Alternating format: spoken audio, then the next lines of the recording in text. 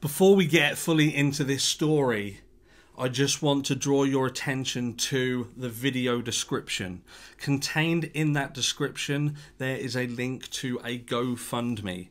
Now, this was set up by Angel's family, and what they're doing is they're trying to raise enough money to buy equipment to bring Angel home, so she can escape the prison that she's been left in.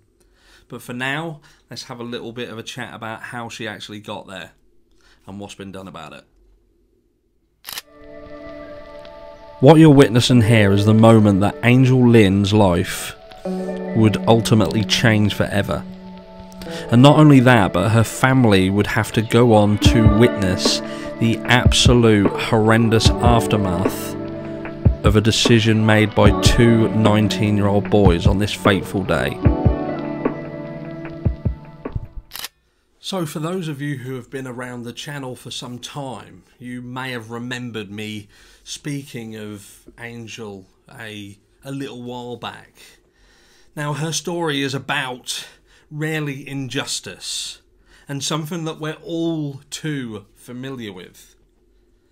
But when do we say this isn't good enough? At what point do we turn around and say, we don't ask for much? We give so much into the system in the hope that when we need it, it's going to be there. It's like giving someone money and you keep giving them it, and they just give you the promise that if you ever go to them and say, because you've given me this, if you ever need me, I will be there. And trusting them to do that. And what we see in this case is when that is proven to be complete and utter rubbish. This young girl was bundled into a van by her then boyfriend and his friend. They would proceed to drive off at speeds that would at some points reach 60 miles per hour. And at that time, Angel would be ejected from that van. And there's only two scenarios, and that is that she was either thrown or pushed from the van, or she feared what would happen to herself to such an extent that she thought that jumping from the van was the safest option for her. But make no bones about it, this was a calculated situation. This is something that this pair of boys had discussed, had planned. So I ask you to think, what was their intention? What were they hoping to achieve on that day? But then we look at their punishments. Now, Angel has spent around 16 months in hospital. So you could say that that's her prison, or part of her prison. Because rarely she's trapped inside the prison of her broken body that these boys caused. One of these boys, Rocco Sansom, is likely to get out of prison before she gets out of hospital. And the boyfriend himself is unlikely to serve more than 3 years. How is that justice? How is that fulfilling the promise that was made to this family when they paid their taxes? They trusted that in the event that they would ever need the services that they so willingly pay into, that they would be there.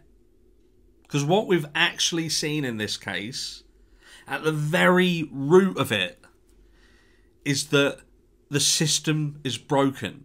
It doesn't work. And not only does it not work, and it doesn't punish people to the extent they should be punished, but it openly educates would-be criminals that it's fine to do these things. How is that right? How is it that this girl, being terrified being loaded into a van, scared for her life, and then subsequently being left in a condition where she can no longer fulfill any dreams or any aspirations that she ever had. And that the chances are she will never fully recover, and she will be trapped within the shell that is left over. But yet these two will go on to fulfill any dreams or aspirations that they may have. And history would tell us that some of these dreams and aspirations could well involve the hurt and suffering of somebody else. And what has this just told them? That it's fine. Do it. We can't do anything about it. We won't punish you. They were tried as children when they should have been tried as adults. At the age they were, they knew the difference between right and wrong. They made a decision, and they should have owned that decision, and they should have faced a system that would not tolerate it. But instead they faced a system that is broken. And now we're left yet again to the likes of Suella Braverman to come along, look at it, and decide whether the charges and the sentencing was unduly lenient, and hope that Angel gets some form of justice there. Now, I've spoken to this girl's family, and you can tell the utter torment that they are living through. The heartbreak of watching their little girl in the state that she's in every day.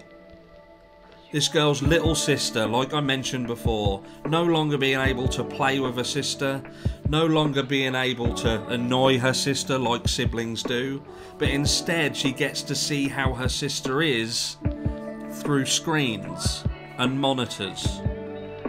And instead of hearing her voice, all she now gets to hear is the bleep of a machine that's keeping her alive. Where is this family's justice?